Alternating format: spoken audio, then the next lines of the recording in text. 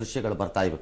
ಉತ್ತರ ಕರ್ನಾಟಕದ ಜನ ಎರಡನ್ನ ಇವತ್ತು ಎದುರಿಸಬೇಕು. ನಂಬರ್ 1, ಬಹಳಷ್ಟು ಜನಕ್ಕೆ ಹೆಂಗೆ ಮತ ಹಾಕ್ತಾರೋ ಇಲ್ವೋ ನನಗೆ ಗೊತ್ತಿಲ್ಲ. ಬಟ್ ಒಂದಂತೂ ನಿಜ, ಮಧ್ಯಾಹ್ನದ ನಂತರ ದಕ್ಷಿಣ ಕರ್ನಾಟಕಕ್ಕಿಂತ ಆ ಭಾಗದಲ್ಲಿ ಬಿಸಿಲಿನ ಜಳ ಹೆಚ್ಚಾಗೋ ಚಾನ್ಸಸ್ ಇದೆ.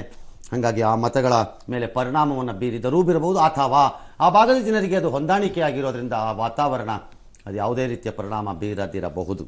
ಮೇಲ್ನೋಟಕ್ಕೆ ದಕ್ಷಿಣ ಕರ್ನಾಟಕ ಹಾಗೂ ಉತ್ತರ ಕರ್ನಾಟಕದ ವಿಭಜಿತ ಈ ಮತ ಪ್ರಕ್ರಿಯೆಯಲ್ಲಿ ದಕ್ಷಿಣ ಕರ್ನಾಟಕದ 2-3 ಕ್ಷೇತ್ರಗಳಲ್ಲಿ ವಿಪರೀತವಾದ ಅಬ್ಬರದ ಪ್ರಚಾರ ಇದ್ದ ಪರಿಣಾಮ ರಾಜ್ಯದ ಗಮನವನ್ನು ಸೆಳೆಯಿತು ಎಂದು ಪರಿಭಾವಿಸಬಹುದು, ಅಟ್ಲೀಸ್ಟ್ ಮಾಧ್ಯಮಗಳಲ್ಲಿ.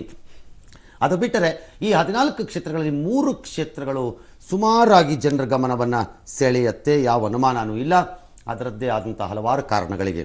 ಶಿವಮೊಗ್ಗ ಯಡಿಯೂರಪ್ಪನವರ ಪುತ್ರ ರಾಘವೇಂದ್ರ ಸ್ಪರ್ಧೆ ಮಾಡಿರುವಂಥದ್ದು, ಇನ್ನು ಗುಲ್ಬರ್ಗ ಮಲ್ಲಿಕಾರ್ಜುನ ಖರ್ಗೆ ಅವರು ಸ್ಪರ್ಧೆ ಮಾಡಿರುವಂಥದ್ದು, ಹಾಗೂ ಬಳ್ಳಾರಿ ವೇರ್ ಕಾಂಗ್ರೆಸ್ ಅದನ್ನು ಕಿತ್ಕೊಂಡಿತ್ತು ಬಿಜೆಪಿಯಿಂದ ಉಪಚುನಾವಣೆಯಲ್ಲಿ.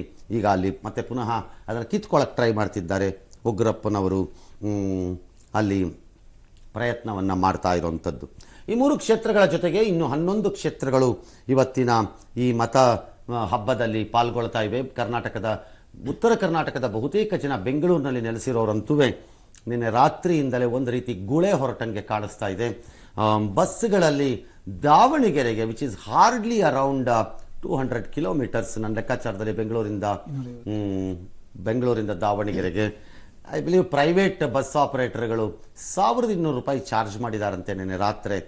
ದಟ್ ಶೋಸ್ ಎಷ್ಟು ಜನ ಗುಳೆ ಹೋಗ್ತಿರಬಹುದು. ಅಂದರೆ ಗುಳೆ ಅಂದರೆ ಗುಳೆ ಅಲ್ಲ, ವೋಟ್ ಹಾಕುವಂತಹ ಆಸಕ್ತಿಯಿಂದ ಹೋಗ್ತಾ ಇದ್ದಾರೆ ಅಂತ ಕಾಣುತ್ತೆ. ಈ ದಿನದ ನನ್ನ ಸಹೋದ್ಯೋಗಿ ಕೇಳದಂಗೆ ಏನು ನಮ್ಮ ಉತ್ಸಾಹ ಈ 14 ಕ್ಷೇತ್ರಗಳಲ್ಲಿ ಅಂತಂದರೆ, ಈ 14 ಕ್ಷೇತ್ರಗಳಲ್ಲಿ ಸಂಖ್ಯಾವಾರಲ್ಲಿ ಉತ್ಸಾಹ ಹೆಚ್ಚಲ್ಲದೆ ಇದು ಅರ್ಧರ್ಧ ಇದ್ದರೂ ಮೇಲ್ನೋಟಕ್ಕೆ 2 ಕುತೂಹಲಗಳು ನಮ್ಮನ್ನು ಕಾಡ್ತಾ ಇವೆ. ಮೊದಲನೆಯದು ಪ್ರಜಾಪ್ರಭುತ್ವದ ದೃಷ್ಟಿಕೋನದಿಂದ ನಮಗಿರುವ ಕುತೂಹಲ. ಅತ್ಯಂತ ಕಡಿಮೆ ಮತದಾನವನ್ನು ಮಾಡಿದಂತಹ ಬೆಂಗಳೂರಿನ 3 ಕ್ಷೇತ್ರಗಳನ್ನು ಇವರು ಯಾರೂ ಪುಣ್ಯಕ್ಕೆ ಲೀಡರ್ ಅಂತ ಪರಿಗಣಿಸದೆ ಮತ ಹಾಕ್ತಾರೆ ಅಂತ ಅನ್ಕೊಂಡಿದ್ದೀವಿ. ಇನ್ಸ್ಪಿರೇಷನ್ ಅಲ್ಲದೆ ಅವ್ರನ್ನ ನೋಡ್ಕೊಂಡು ನಾವು ಕಡಿಮೆ ಹಾಕೋಣ ಅಂತ ಆಗಬಾರದು ಅನ್ನೋದು ಪ್ರಜಾಪ್ರಭುತ್ವದ ದೃಷ್ಟಿಕೋನದಿಂದ. ಇನ್ನು ರಾಜಕೀಯ ದೃಷ್ಟಿಕೋನದಿಂದ ಈ ಭಾಗ ಬಹುಮುಖ್ಯವಾಗಿ ಕಾಣಿಸ್ತಾ ಇರುವಂಥದ್ದು ಒಂದು ಮೇಜರ್ ಇಶ್ಯೂ. ಲಿಂಗಾಯತ ಧರ್ಮವನ್ನು ಒಡೆಯಲಿಕ್ಕೆ ಒಂದು ಪ್ರಯತ್ನವನ್ನು ಮಾಡಲಾಗಿತ್ತು ವಿಧಾನಸಭೆಯ ಚುನಾವಣೆಗೆ ಮೊದಲು ಸಿದ್ದರಾಮಯ್ಯನವರ ಸರ್ಕಾರ ಇದ್ದಾಗ.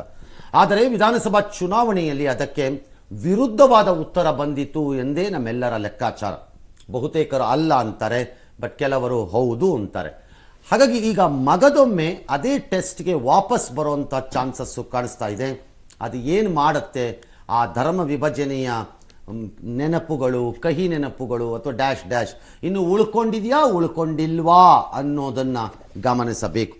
ಒಂದು ವೇಳೆ ಲಿಂಗಾಯತರದ್ದು ಆ ರೀತಿ ಆಗಿರಲಿಲ್ಲ, ಆಗ ಈಗ ರಿವರ್ಸ್ ಹೊಡಿತಾ ಇದ್ದಾರೆ ಅವರು ಯಾರದ್ದೋ ಮೇಲೆ, ಫಾರ್ ಎಕ್ಸಾಂಪಲ್ ಬಿಜೆಪಿ ಮೇಲೆ ಕೋಪ ಮಾಡಿಕೊಂಡು ಇವ್ರು ಸಪೋರ್ಟ್ ಮಾಡಲಿಲ್ಲ ನಮ್ಮನ್ನು ಅಂತೇನಾರೋ